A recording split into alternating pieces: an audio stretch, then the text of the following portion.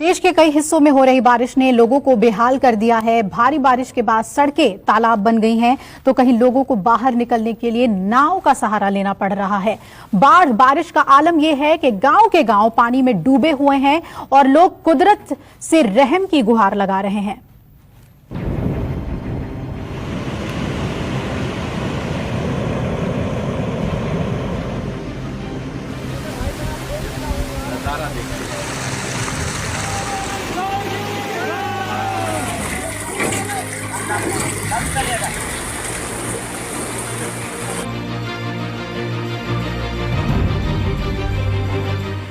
बाढ़ बारिश ने कर दिया बेहाल।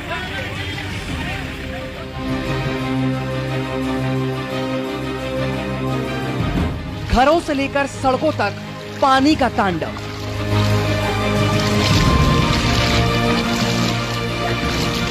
आसमानी आफत ने छीन लिया सुकून।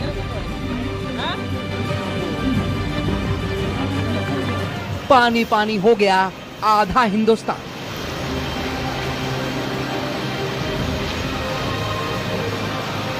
देश के कई राज्यों में लगातार हो रही बारिश के आतंक ने अब लोगों के सब्र का बांध तोड़ दिया है। करीब आधे हिंदुस्तान में लोग बारिश से बेहाल होकर कुदरत से रहम की गुहार लगा रहे हैं। पानी ने चारों तरफ ऐसा आतंक मचाया कि लोग संकट में आ गए हैं। लोगों के घर, मकान, सड़क, यहाँ तक कि गांव के गांव पूरी तरह से पानी में डूब चुके हैं।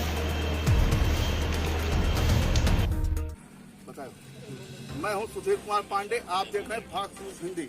मैं इस समय बाराबंकी जिले के रामनगर तहसील के अंतर्गत गांव सिलौटा में उपस्थित हूं और यहां पर देखिए बाढ़ जैसे हालात बने हुए हैं। और इस समय देखिए मैं जहां पर खड़ा हूं खरंजा है और यहां पर खरंजे पर काफी पानी भरा हुआ है। यहां पर नाव की व्यवस्था का दिखा रहे हैं। ये नाव से लोग उस पार जाते हैं, लैट्रिन के लिए नाव पर बैठ कर जाते हैं, क्योंकि लैट्रिन जाने के लिए यहाँ पे बड़ी समस्या हो रही है कि कोई स्थान खाली नहीं बचा है जहाँ पर औरतें शौचालय जा सके।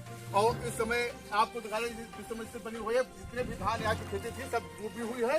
कोई सब फसल बर्बाद हो चुकी है। प्रशासन इस पर कोई ध्यान नहीं दे रहा। प्रशासन से अवगत भी कराया जा चुका है। आइए इस बारे में हम बात करते हैं। यहाँ के नेताजी से बात कर रहे हैं, क्या समस्या है। हेलो, आज उसका नाम क्या है? माधवराज तिवारी, ग्राम सिलौटा बाराबंकी। अच्छा, तो आपके गांव में बाढ़ जैसे हालात बने हुए हैं, काफी फसल बर्बाद हो चुकी है। फसल बची नहीं है। इसके बारे में आप क्या कहना चाहेंगे? आपने कहा मैं कहना ये चाह रहा हूँ, शासन प्रशासन से मदद मांग रहा हूँ। कोई भी अभी तक यहाँ अधिकारी क्षेत्र में दौरा नहीं किया। लेखपाल से मैंने फोन से बात किया। लेखपाल ने कहा कि मैं कमलेश प्रधान के वहाँ बैठा हूँ, वहीं से रिपोर्ट लगा दूंगा और हम वहाँ देखने नहीं आएंगे। तो हमने कहा नाव से या मोटरसाइकिल से आइए। तो उन्होंने कहा इससे हमसे लेना देना समझे। और ओला गिरा है, उसका भी पैसा गवर्नमेंट से उन्होंने कहा कि पैसा सरकार ने दिया नहीं, इसलिए हम पैसा नहीं दे पाएंगे। और बाढ़ क्षेत्र आई तो उससे हमने कहा देख लो, तीन साइफन बंद है, पानी सब तरफ भरा है, कोई फसल नहीं बची है। जिन लोगों के केसीसी बनी हुई है उनका पैसा जा रहा है, वो कहाँ ला कर देंगे। एक पैसे की आमदनी नहीं है। हुई है। ये कितने सालों के बाद ऐसा हुआ? 55 साल के बाद।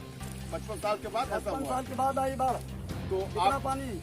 आपने यहाँ पर कोई से अधिकारी से अवगत कराया कि नहीं कराया? मैंने सांसद से जाकर के कल कहा और उनको एप्लीकेशन भी दिया। डीएम जिला अधिकारी को मैंने दिया। दोनों लोग तिवारी जी, माधवराज तिवारी बता रहे हैं कि मैंने डीएम साहब से बात किया है और सबको दरख्वास्त भी दिया है गांव की समस्या के बारे में। और कोई अभी यहाँ पर देखभाल आए हैं, वो गांव के बाहर से लौट गए हैं, मौके का जायजा नहीं लिया है और कोई सुनवाई नहीं कर रहे हैं। आइए हम यहाँ बात करते, दूसरे सदस्य से बात कर रहे हैं। मेरा नाम श्री भगवान पांडे है। अच्छा, गांव सभा सिलौटा का ही रहने वाला हूँ और हमारे गांव पर भारी विपदा और प्राकृतिक कष्ट पड़ रहे हैं। लेकिन शासन प्रशासन की बातें तो बहुत लंबी हो रही हैं, लेकिन गांव में हमारे मूलभूत निवासियों को कोई लाभ नहीं इसका मिल पा रहा। कोटे का गल्ला मिलता है जिससे लोग जीविका चलाते हैं, लेकिन वो कितने दिन चलता है? 5-6 दिन चल पाता है, फिर खत्म हो जाता है। इस समय कई लोगों से पूछा तो बताया 4-4 दिनों से मैं भूखा पड़ा हूँ। और इसके पहले ओलावृष्टि हुई थी, पूरा गांव एक तरफ से नष्ट हो गया था। मेरे पास फोटो से प्रमाण है, मांगने पर मैं दे दूंगा। कोई फसल नहीं बची थी। लेकिन गांव में ओलावृष्टि की मुख्यमंत्री ने घोषणा किया था कि 24 घंटे के अंदर राहत प्रदान करेंगे। आज कई महीने बीत चुके हैं, न कोई राहत मिली है, न किसी को कोई फायदा मिला। चंद कुछ लोगों को मिला है, ये नहीं पता कैसे मिला।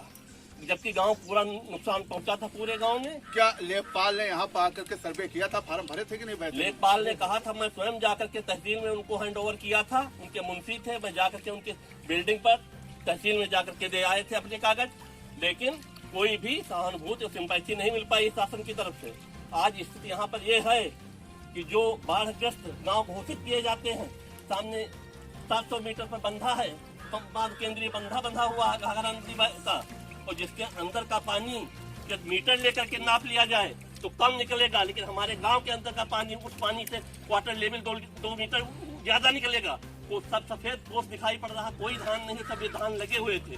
नीचे के नीचे धान अभी निकाले जाए तो उसके अवशेष मिलेंगे नीचे, कुछ बचा नहीं है यहाँ पर गाँव में। और बाढ़ का पानी घाघरा नदी का पहले साइफर से आकर मेरे गाँव में भर गया, उसी रात में बारिश हुई, 2 दिन तक लगा। मैं इसी ग्राम सलौटा का रहने वाला हूँ और इस गांव में 8 जुलाई से बाढ़ का पानी भरा हुआ है और इस गांव में कोई भी अधिकारी, प्रशासन, शासन का कोई भी नहीं आता है। प्रधान द्वारा भी शिकायत की जाती है और तहसील में भी शिकायत की जाती है, कोई सुनवाई नहीं हो रही है। और यहाँ पे जो फसल लगी हुई है, खेत डूबे पड़े हुए हैं, इसमें काफी धान लगा हुआ था, बढ़िया फसल थी और सारी फसल नष्ट हो गई है।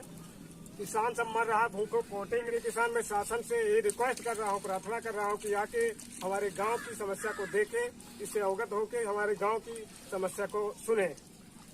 गांव में 3 तरह से आदमी जूझ रहा है। एक बार ओलावृष्टि हुई तो वहां पर लोगों की फसल नष्ट हो गई, सरसों, गेहूं, मसूर, तमाम फसलें नष्ट हो गई। किसान भुखमरी के कगार पर खड़ा हुआ है और किसान ने जो बैंक से कर्जा ले रखा था तो केसीसी पर, वो कहां से भुगतान करेंगे? सर, कहना है अगर बाढ़ जैसे हालात बने हुए, ऐसी समस्या यहाँ हमेशा नहीं रहती है। ये अब की बार सरकार को चाहिए कि अगर ऐसी परिस्थिति आती है तो गाँव वालों की मदद की जाए, क्योंकि प्रशासन से एक यही उम्मीद लगा करके लोग बैठे हुए हैं और कह रहे हैं जो कोटे से इनको राशन मिलता है उनकी जीविका नहीं चल पा रही है।